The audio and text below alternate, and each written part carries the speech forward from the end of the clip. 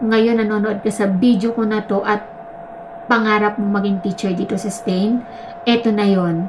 Mga domestic helper natin o yung mga nannies natin, proud ako sa inyo, saludo ako sa inyo guys, saludo ako sa inyo kasi nakakaya nyo yan. Pero itong sinasabi ko sa inyo, kung meron kayong opportunity or chance to prove yourself na kaya ko to, na parang kaya ko pang mag-level up, why not? 'Di ba? Gusto mo bang magturo o maging teacher dito sa Spain? Kaso lang nasa Pilipinas ka o nasa ibang part ng mundo? No worries, dahil dito sa Road to Spain program ng EBC Trinity College London, posible nang makapunta ka dito sa Spain. So kung paano, just keep on watching!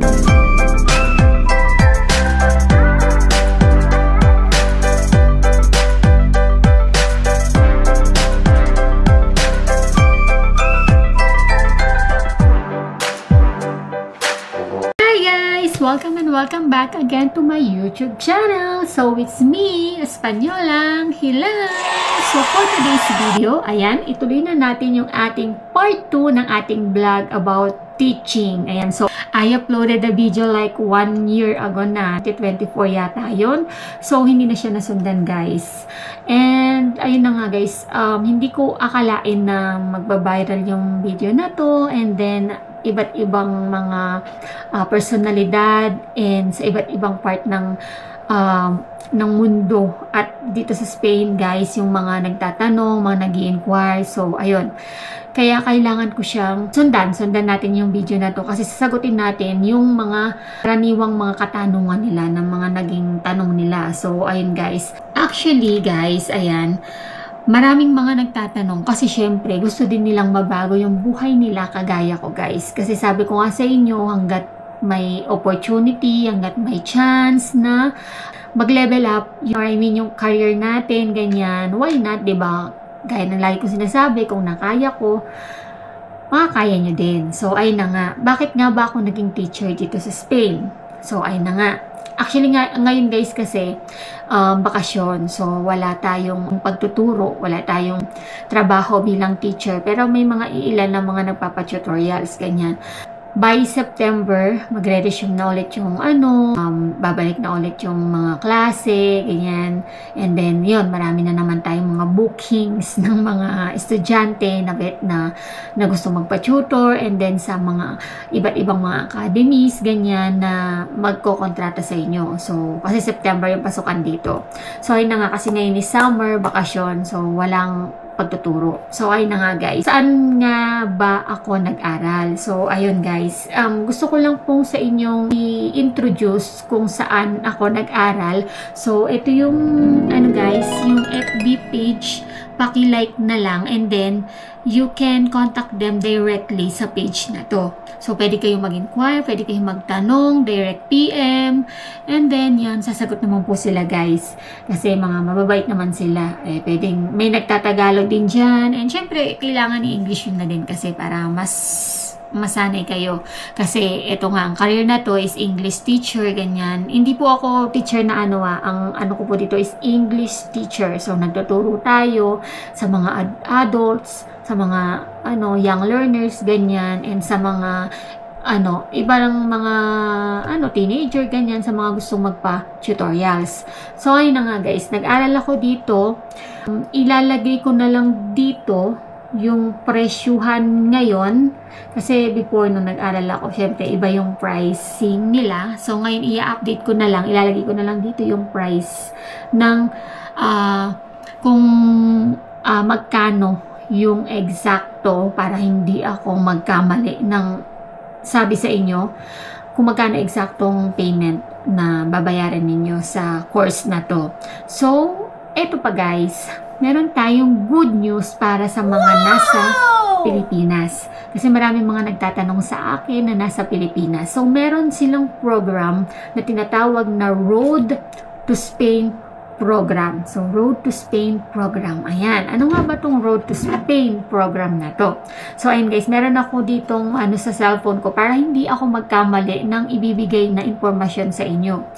Ano nga ba ang meron dito sa Road to Spain program ng EBC EBC Trinity Certisol course. So, dyan ako nag-aral, guys. Online, online EBC Trinity Certisol course. Wala na yata silang presential. More on online na sila, guys.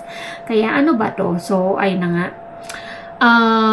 Meron siyang 4 weeks na online dual certificate Trinity College Certisol and EBC International TEFL course. So, dalawang certificates na or diplomas ang makukuha ninyo. O, diba? 2 in 1. Ako, diba, pinakita ko sa inyo dun sa vlog ko, yung na-upload ko, na meron akong dalawang certificate. So, ito yun. Ayan. Ayan. And then, meron siyang 1-year Spanish program, 1-year student visa. So, sila na yung tutulong sa inyo, guys, na makapunta dito. So, sila yung tutulong sa inyo na magkaroon ng student visa para makapunta kayo dito right after the course. Pagkatapos nung pag-aaral nyo.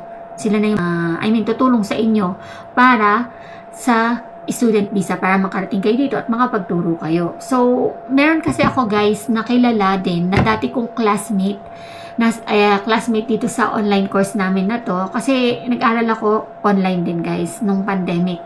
Diba? Nandun sa video ko na yon na in-upload ko before. So, ayan, for summary, sasabihin ko na rin sa inyo ngayon dito na nag-aral ako nung pandemic times kasi wala akong trabaho noon. Parang gusto kong may gawin. Parang, alam mo yun, naiinip ako, hindi ako mapakali nang walang ginagawa. So, naisip ko na parang gusto ko mag-aral para naman, alam mo yun, mabago din yung estado ng buhay ko, ganyan. Parang gusto kong magturo, parang gusto ko tong, alam mo yun, gusto kong experience on how to become a teacher here in Spain. So, ayun na nga. Nalaman ko na isa sa mga passport to become a teacher is to have the TEFL certificate or Certisol. Ayan. Para mas madali kang ma-hire as a teacher dito kasi yun ang gusto ng mga academies. Meron kang TEFL certificate at kahit maghanap ka sa Lingo Bongo, so yun yung site kung saan nag-hire or naghahanap ng mga English teacher, ganyan. So, hinahanap nila dun, guys, yung may mga TEFL certificate. So, ayun na nga, guys, yung Road to Spain program ay 4 weeks online na course. And intensive to, guys. So, ayun na nga, meron siyang 1-year Spanish program and then 1-year student visa. Meron kang work authorization para magtrabaho lang ng 30 hours a week. So, yun yung policy kapag hawak mo is student visa pagpunta mo dito. So, ganun yun. Parang step by step lang ba bago ka magkaroon talaga ng residence card or permanent card, like that. So, magkano ba yung presyo? So, as of now, ito yung presyo niya, guys. Ayan. Ipopost ko na lang dito para hindi nyo na lang marinig kung gaano siya kamura, char. So, kung magkano yung presyuhan. So, ayan. Ayan yung presyo niya. So, yun na nga, guys, para sa mga nandito sa Spain or para sa mga nasa ibang part ng Europe, pwede naman po kayo mag-enroll kasi online naman ito. So, you can connect with them sa sa page nila, makipag-usap sa kanila and para matanong na rin sila, ganun, kung ano man yung mga katanungan ninyo. And gusto ko lang din i-share sa inyo kung magkano yung current pricing niya today, as of now. So, today is July 19 and nagkakahalaga siya ng 1,450. So, dalawang certificate na yun, guys. So, paano ba ang payment nito? You need to deposit 325 euros and then the remaining balance, which is 1,125, must be paid in 30 days or before the course starts. Bago magsimula yung pag-aaral nyo o yung course, kailangan ma-fully paid na natin siya. So, yun nga, meron siyang down payment na 325 to be exact. Ayan, para at least klaro na ngayon dito. Kasi nung nakaraang video ko, hindi ko siya masabi sa inyo kung magkano talaga yung presyo. So, ngayon meron na talagang presyo. Sinend na sa akin yung talagang presyuhan niya. So, gusto ko lang i-share sa inyo is kahit nasa Pilipinas kayo, pwede kayong mag-enroll dito sa program na to, and then they will help you to apply the student visa or para makapunta kayo dito na gamit ang student visa. So, ayun. Para makapagturo nga dito. So, ayun.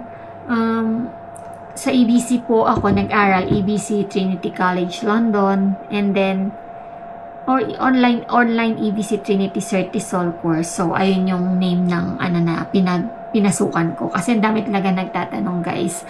And then ayun na nga, pagkatapos niyan, syempre pagka nakakuha na kayo ng certificate, ayan na. Yan na yung simula, yan ang start ng ng career nyo sa pagiging teacher nyo dito sa Spain. And, ayun na nga, kagaya ko, syempre, yung mga tinuturuan ko, hindi naman ganun mostly mga young learners, ganyan. So, like, kahit naman yung mga adults ko mga beginners, normally yung mga kinukuha ko kasi, pagka mga C-level na kasi medyo mahirap ng turuan, like, or business English, mahirap na siyang turuan kasi, syempre, yung leveling ko rin naman, kumbaga yung level ng English ko, hindi naman talaga ganun ka sobrang taas na taas. Kumbaga, mas komportable ako magturo yung sa alam kong kaya ko, like mga A1, A2, B1, or B2. Pero yung mga C-levels kasi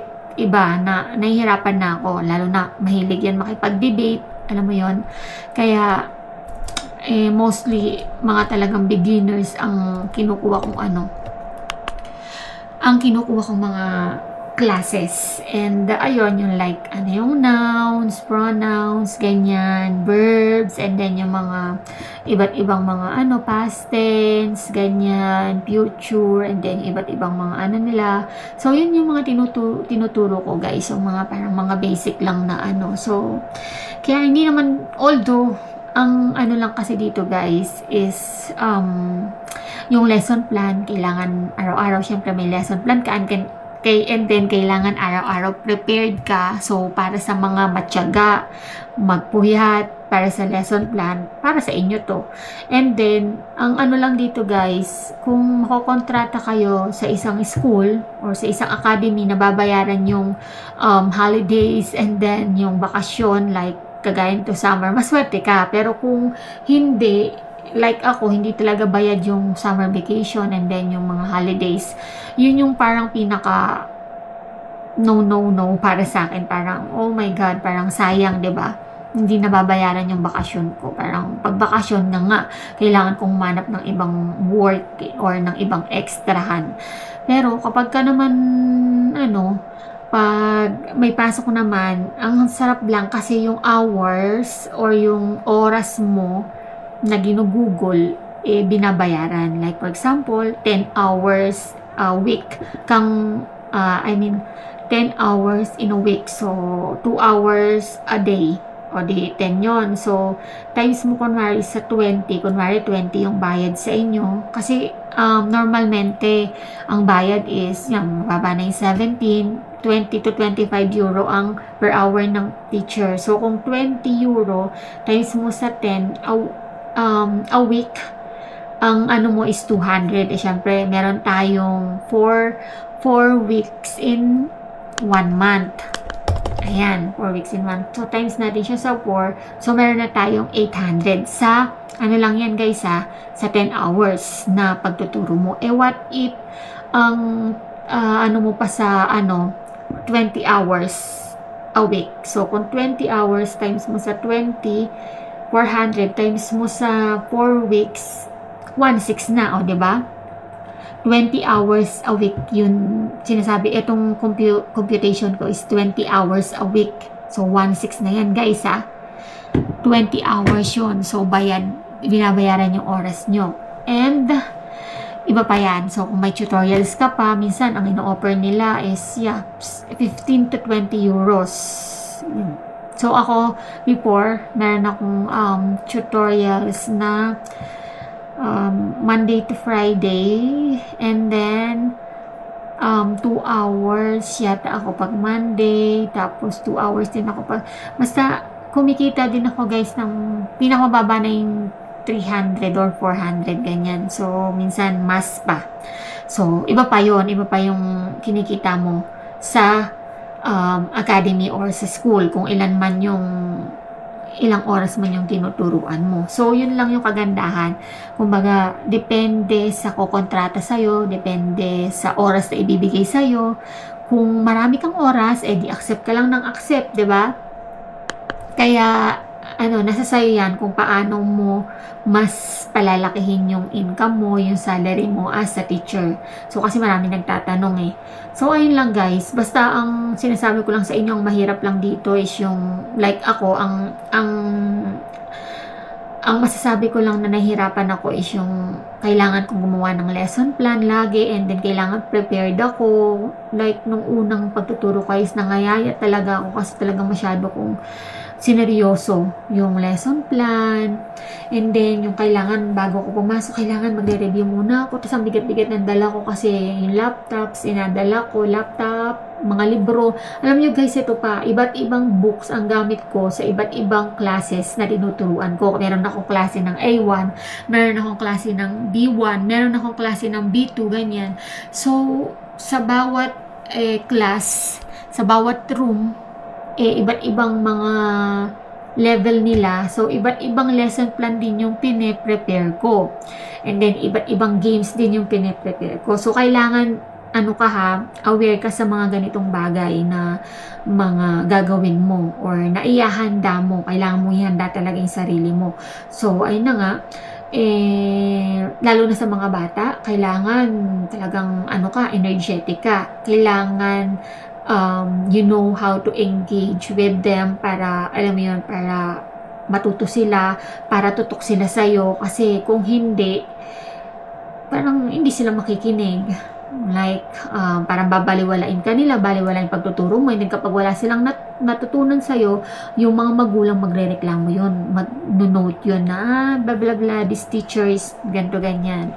So, kailangan mong maging aware sa ganong bagay na yung mga bata talaga ang hirap turuan kasi hindi talaga sila nakapokus. So, kailangan mong umisip ng paraan ng mga energizers, ng mga pag-games para maging alive sila, to engage them. Kumbaga, importante sa lahat yun. Know how to engage your students para yung, alam mo yun, tsaka yung interaction nyo, kailangan hindi ka magiging parang dito strict teacher. Ayaw din nila yon. Ang gusto ng mga bata is yung alam mo kung paano sila laruin. Alam mo kung paano sila i-handle, kung paano gusto nilang way na matututo sila. So, ganun yung kahirap pag sa mga bata.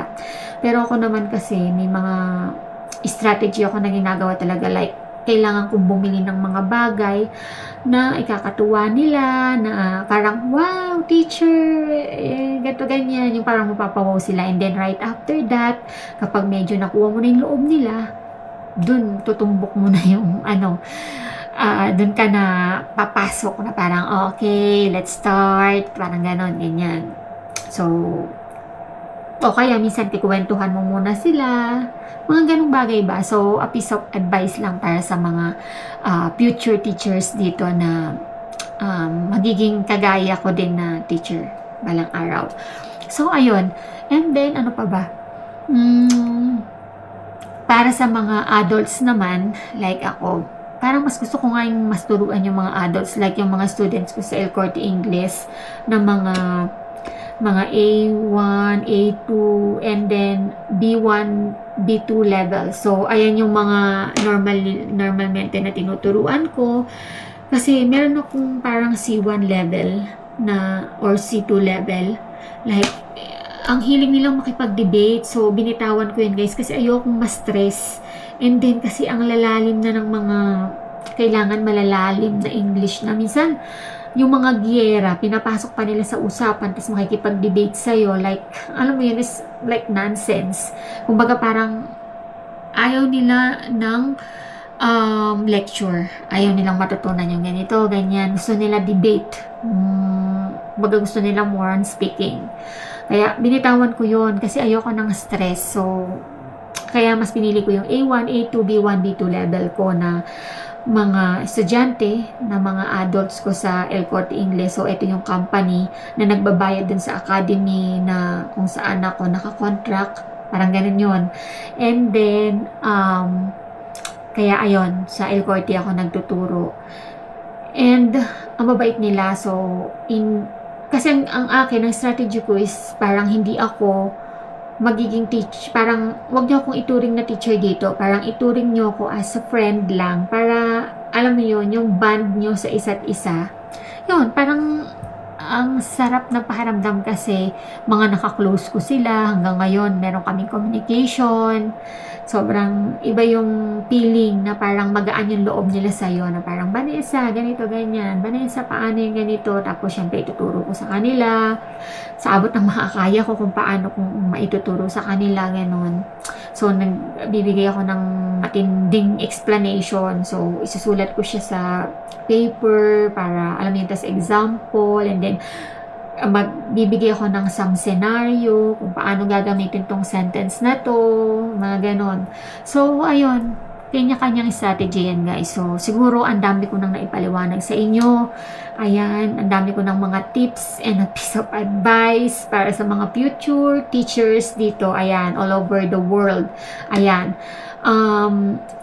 Basta, ang ano, sa mga gusto pa lang mag-enroll sa pinag-aralan ko, ayan, just use the key Espanyolang Hilaw para mabigyan nila kayo ng 5% discount. Ayan, so magkano rin yun, diba? Yung 5% na yun. Kaya, wag niyong palampasin to, guys. Kung ngayon nanonood ka sa video ko na to at pangarap mo maging teacher dito sa Spain, eto na yun. Ito na yung pagkakataon na yon. So, i-contact mo na ang EBC. I-message na sila, guys. And, naghihintay sila sa inyo. Basta, ayun na nga, gamitin nyo yung key na Espanyolang Hilaw. Alam na nila, Espanyolang Hilaw to avail the 5% discount. Ayan. And then, ayun, masasabi ko lang, lalo na meron nag-chat sa akin pala kanina, shoutout sa'yo, na parang nani daw siya. So, syempre parang sa Pilipinas kasi graduate siya. Parang pagdating kasi dito na babaliwala yung mga pinag-aralan namin. Like ako, di ba? Nag-nursing ako sa Pilipinas, baliwala na yun, guys. So, napakahirap kasing i-credit nila yung inaral mo sa Pilipinas. Nonsense na yun. So, kaya ako nag-decide na mag-aral nga ulit ng pagtuturo para maiba naman yung ng buhay ko. Like, hindi ako magkukudkod na lang ng inodoro or maglilinis. Disclaimer lang, guys, hindi ko minamaliit yung mga yung mga domestic helper natin o yung mga nannies natin. Proud ako sa inyo. Saludo ako sa inyo, guys. Saludo ako sa inyo. Kasi nakakaya nyo yan. Pero, itong sinasabi ko sa inyo, kung meron kayong opportunity or chance na to prove yourself na kaya ko to, na parang kaya ko pang mag-level up, why not? 'Di ba? Kung kaya mo pang mag-aral, yung isip mo parang ganito, parang ano pa siya, fresh pa siya para sa mga itong bagay, para sa iyo to. So, 'di ba? Kasi tayo namang mga Pilipino, marunong naman tayo mag-English, 'di ba? Magagaling naman tayo mag-English. Why not gamitin natin para naman turuan din natin yung mga banyaga, para hindi naman habang buhay yung mga banyaga na lang yung alam mo yun, ang gagawin tayong katulong or alipin na lang ba lagi tayo sa mga banyaga. Parang ganun ba, 'di ba? Pero sa pananaw ko lang to, guys, hindi ko naman ginajudge lahat ng mga nannies dito or yung mga domestic helper. Ito lang po, ano ko lang naman po to, guys, para naman po sa mga iba pong mga kababayan natin o yung mga gusto pang mag-level up sa buhay, ganyan. So, kaya sinasabi ko to. So, ayun na nga, para tayo naman yung galangin nila, like ako, yung mga estudyante ko, guys, ang tawag nila sa akin, profe or teacher. Parang ang taas ng tingin nila sa akin, parang wow, nakaka-proud. Parang proud ako sa sarili ko kasi, teacher, profe, like, gano'n. Pag nagtuturo ako, pag nagtatanong sila, teacher ang tawag nila sa akin, profe, like, merong respect. Mga ano yun, mga Espanyol yun, mga mga tinuturuan ko. Kasi yung mga Espanyol guys, hindi talaga sila, halos karamihan hindi marunong mag-English. Kaya, in demand ang teacher. Kaya lang, yun nga lang talaga, sinabi ko naman sa inyo yung mga, ano, diba, yung mga disadvantages ng pagiging teacher, like wala kang sahod pag summer, and then yung holidays, Saturday, yung mga holidays, mga fiestas, hindi bayad yun. Depende kung anong magkukontrata sa'yo. Like yung isang kaibigan ko rin, bayad naman yung ano niya, yung bakasyon niya. So, depende sa school yan or sa academy na pagtatrabahuhan mo. Kaya, hindi lahat. So, ayun lang. Tsaka yung lesson plan, yung mga ganyan-ganyan. So, ayun lang guys. Basta, yung advantage niya, sinabi ko na sa inyo, like, malaki din naman ang kita.